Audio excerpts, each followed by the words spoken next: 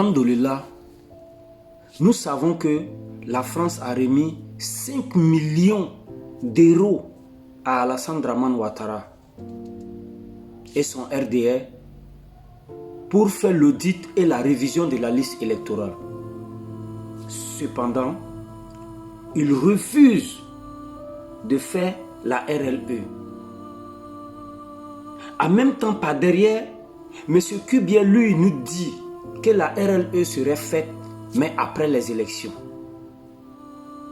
Je ne sais pas s'il s'entend ou bien s'il veut jouer avec notre intelligence. À quoi nous servira la RLE après les élections? On dit qu'elle est truffée d'irrégularités. On vous dit qu'il y a plus de 6 millions de personnes sur cette liste électorale non ivoiriens qui n'ont pas prouvé les documents vis-à-vis de leur appartenance à la Côte d'Ivoire.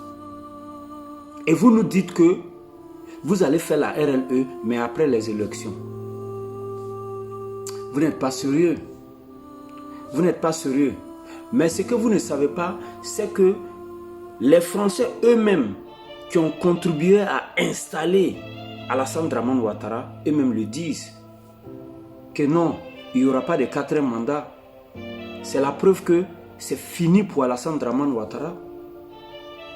Ce qui fait mal, c'est que lui, il ne tombera pas comme un fruit pourri, mais il tombera comme un fruit qui n'est pas mûr, mais qui est pourri. Et il verra les conséquences de sa malhonnêteté et de son ingratitude vis-à-vis de son excellence, le président légitime, le président Gbagbo Laurent. C'est vraiment triste. Suivons l'élément de preuve. Trop, c'est trop. Enfin, monsieur le ministre, j'aimerais vous parler un instant de la Côte d'Ivoire. En 2011, sous la présidence de Nicolas Sarkozy, la France a contribué à installer Alassane Ouattara au pouvoir dans les conditions tragiques que nous connaissons. Tout indique qu'il s'apprête à briguer un 4e mandat lors de l'élection présidentielle prévue cette année et il a d'ores et déjà exclu ses principaux opposants de la compétition électorale. La France ne peut rester silencieuse. Des tirs sur des manifestants ont eu lieu hier sur le plateau d'Abidjan. Et si le président ivoirien persiste dans cette voie, la violence se généralisera.